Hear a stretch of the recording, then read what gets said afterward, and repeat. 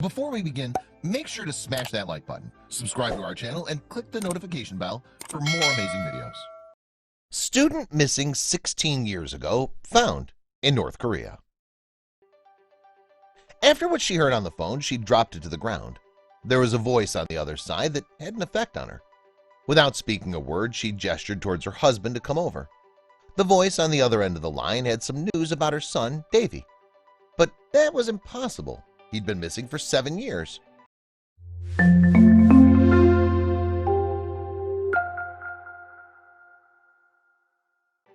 David Snedden was a bright young student who looked forward to a life full of adventure. He loved cultures and travels, so he left the US for China to see a world he'd never seen. This wasn't David's first time in Asia. He'd been to South Korea before, but nothing could have had him ready for what was about to experience when he got there.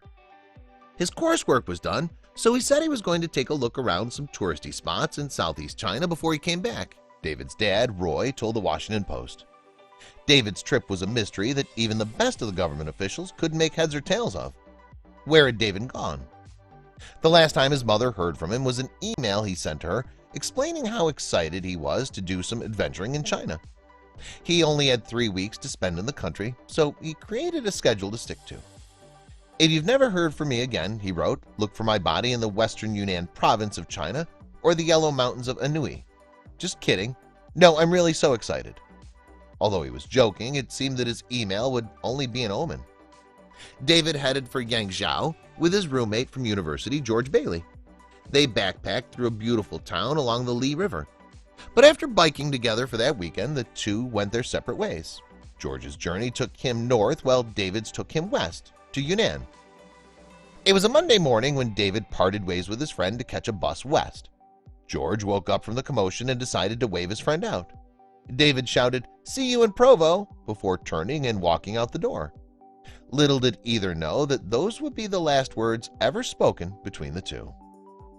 When there were no emails letting us know how he was, his family started to worry.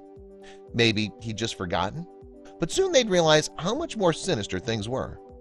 But they knew for sure that there was something horribly wrong. His older brother, Michael, was waiting for him in Seoul, but David would never arrive. David was hiking close to the border of Burma. The trail was called Leaping Tiger Gorge, but he would never make it off the trail. No one would see him after that. It was like he just disappeared. Chinese officials broke the news to his parents, and they couldn't believe it. Something was wrong about this. David's parents, Kathleen and Roy, had been told that their son had fallen off the trail and his body wasn't recovered. They couldn't believe it. They couldn't believe what they'd been told. The story didn't sound right in their mind. It wasn't the end of David's story, but merely the beginning. "There's no evidence of that, zero," Kathleen said. "If it was right, then he'd be the only American whose remains couldn't be found in China since World War II. They knew their son. He was a veteran hiker.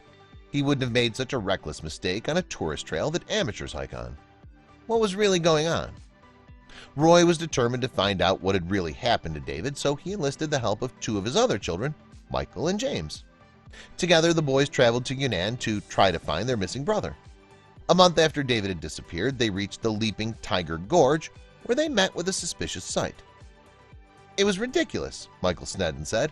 When they reached the area, the hiking trail was crawling with policemen and their canine units, putting on a desperate show for the benefit of the 2 brothers. "We just laughed and said thanks," Michael added. But while David was nowhere to be found, the brothers did come across a valuable piece of the puzzle. At the Leaping Tiger Gorge, a tour guide told the siblings that he'd known David personally. In fact, he'd walk with him the entire trail. The story was then corroborated by a hostel owner at the end of the hike. Apparently, David had stayed there. The clues were all pointing to the fact that David had walked the trail successfully. But where was he now? The Snedden family kept searching for something, anything, that would indicate that David was alive. They showed the locals pictures of him, and wherever they went, they found more clues that David had been there. A cafe owner in Shangri-La said he'd met him and could even describe him. But that's where the trail suddenly grew cold. Roy got the U.S. State Department involved, but as far as the department was concerned, David had met his end in the gorge. They believed what the Chinese government told them. Roy and Kathleen's hands were tied. It was only 2011, 7 years after his disappearance, that they got a bizarre call. The man on the end of the line was Richard Kraft, an expert on North Korea and a formidable attorney. He told Kathleen that all the details about David's disappearance, in his experience, pointed to North Korea. He'd been studying the pattern of typical North Korean government kidnappings, and all the clues fit. Kathleen couldn't believe what she was hearing. "I just thought it was the most ridiculous thing I'd ever heard," Kathleen recalls. But Melanie Kirkpatrick, a North Korea expert, believed otherwise. "If you know the history of North Korea's kidnappings of foreign nationals, it's not so crazy," she explained.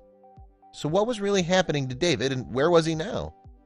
Melanie combed through the evidence, and everything made perfect sense.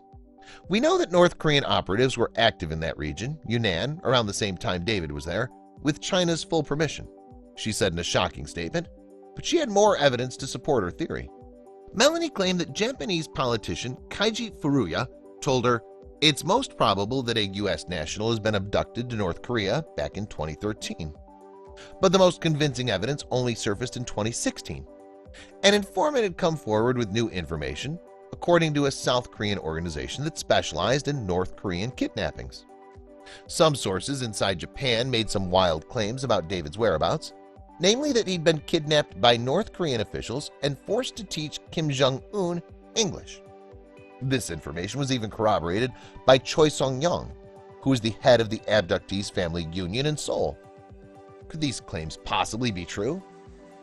Song-young then went on to provide more information, stating that David had changed his name and now went by Yoon Bong-soo, and that he also married a woman named Kim Eung-hae.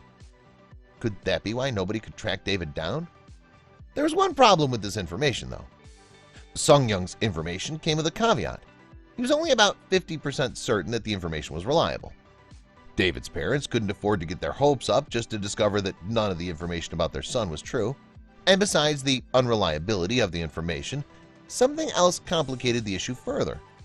Some officials in Washington believed that the Japanese government had an ulterior motive when it came to David, the missing U.S. citizen.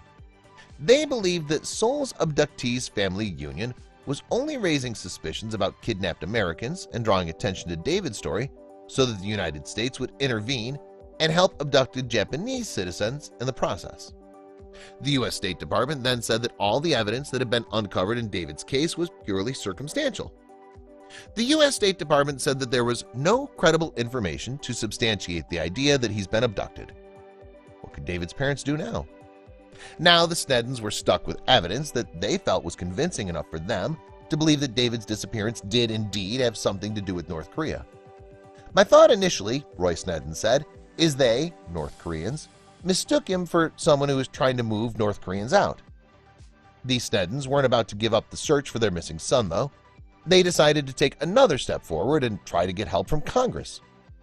In June 2017, Utah Senator Mike Lee and Representative Chris Stewart urged the U.S. president to find some definitive answers.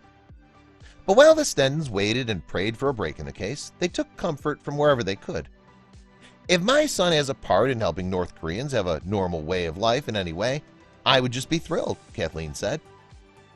As of March 2018, David had still not been found. Even worse, no additional information surfaced to give any definitive answers about his whereabouts. But the Sneddon search continues nonetheless. "As parents and family, we cannot give up," Kathleen said. "We have to keep looking." Please share this with your friends and family.